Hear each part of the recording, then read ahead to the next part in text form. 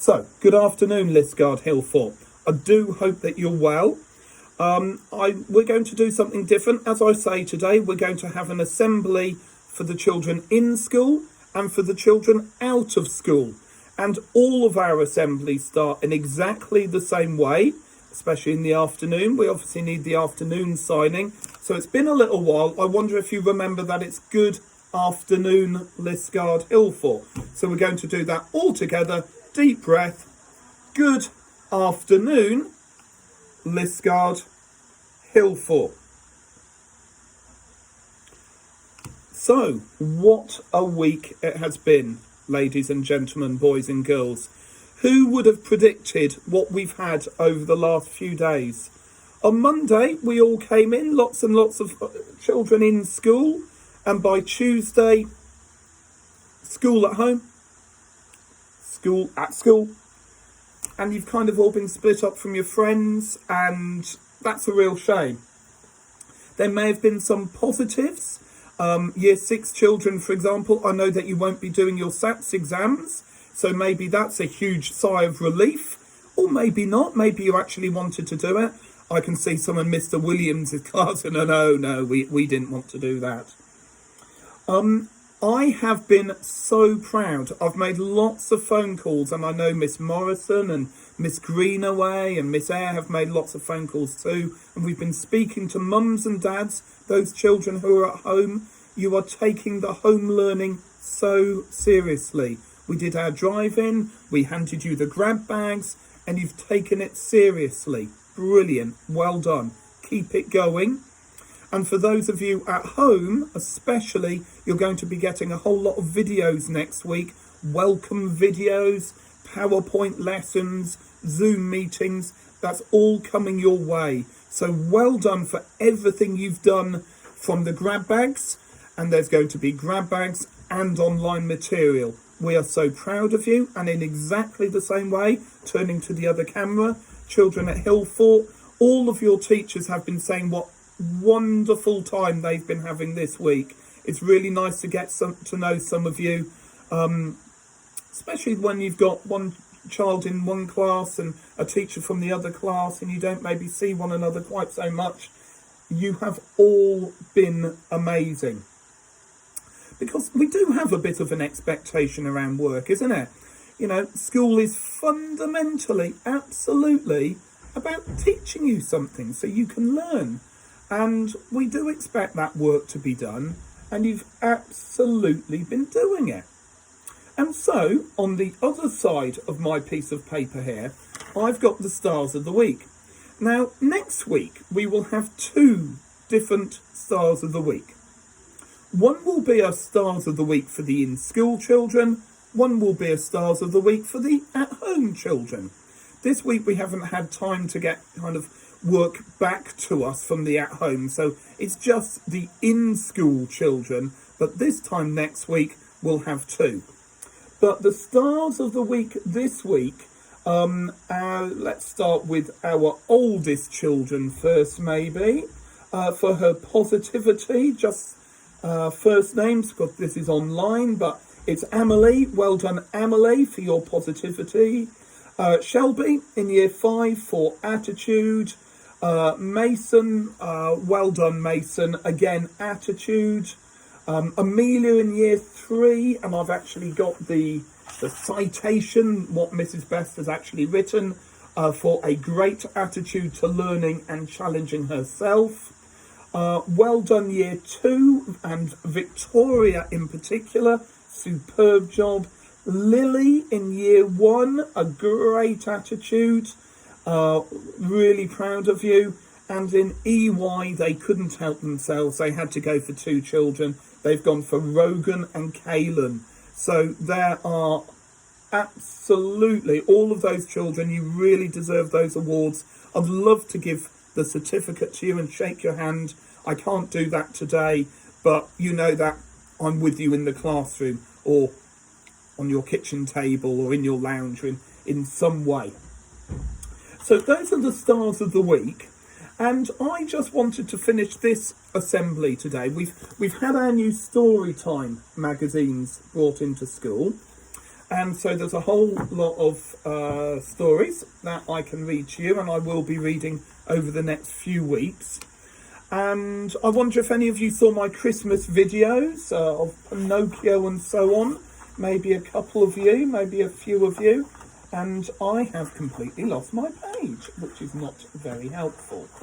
But this story is quite a short story, but it did chime with me. It did make me smile, because in the Cook household, Flame has come to live with us, and you might be seeing a little bit of Flame in school at some point. He's a Labrador, and he's a bit of a puppy, and he's lovely, and we're loving walking him, but goodness me, he's not getting on with Ella the cat. So this story is from China, and it's a fable. It's been built up over many, many years. It might not be true, it might be exaggerated, but it's quite fun. And the story is called How the Dog and the Cat Became Enemies. And in the time when wise emperors ruled China, an old couple lived in a little house beside a great river. They had no children, but they did have a cat and a dog. The couple also had a golden ring that brought good luck to whoever owned it. So the man and the woman and the cat and the dog always had enough to eat and had enough money to pay for what they needed. Now, this old couple, they did not know that the ring was magic. So they sold it to a merchant, a businessman, who lived in a grand house on the other side of the river. And with the ring gone, the members of the family began to suffer from ill fortune, even ran out of food. But the couple's faithful dog, loyal dog, knew about the magic in the ring and told the cat, "We must get the golden ring back from the merchant or we'll starve," in a kind of doggy voice. "Sausages." The cat said, "Meow," and meow. "I agree. But how can we do that?" The dog replied, "I have a plan. You must catch a mouse, but keep it alive. Then I will take us all across the great river to get the ring back." That night the cat caught a mouse and told it that it would not come to harm if it did exactly as it was told. So the cat, the dog, and the mouse then went down to the river. And because the cat and the mouse could not swim, they climbed on the dog's back and he paddled all the way across. While the dog shook the water from his fur, the cat took the mouse to the merchant's house. The cat told the mouse, "You must sneak into the merchant's counting room where he keeps all of his money. There you will find a great chest. Gnaw, nibble, nibble, nibble. Gnaw a hole in it and take the golden ring that you will find inside." Well, the mouse did as she asked, sneaking through the dark house and finding the chest in the counting room. It then used its sharp teeth to gnaw a hole in the heavy wood until it could squeeze in and find the golden ring. Well, when the mouse came out of the house, the cat took the ring and let the mouse go. She then slunk back sneakily down to the river where the dog waited. The faithful hound dog was overjoyed to see the ring, and his tail began wagging. He paddled back across the river with the cat on his back. But as soon as they reached the far side, the cat sprang away with the golden ring in her mouth. The dog chased her, but the cat could take shortcuts by jumping over fences, while the dog had to go the long way round. So it was that the cat arrived at the house first and proudly presented the ring to the elderly couple. They were overjoyed. "You are such a good cat," said the wife. She got a special cushion for her in front of the fire and felt her tasty treat of fish bites. When the dog came into the house, wet and muddy, the old couple were less pleased. The old man sent him out saying, "Why are you bringing mud into our clean home? You are nothing like the faithful cat who brought us back our ring." So the dog had to spend the night outside wet and cold, while the cat smirked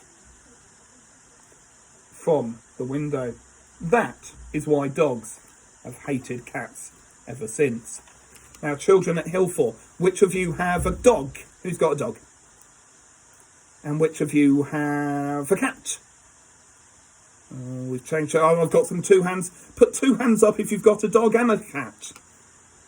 And keep your hands up if they get on. Do they get on? Oh, we've got some down and we've got some up.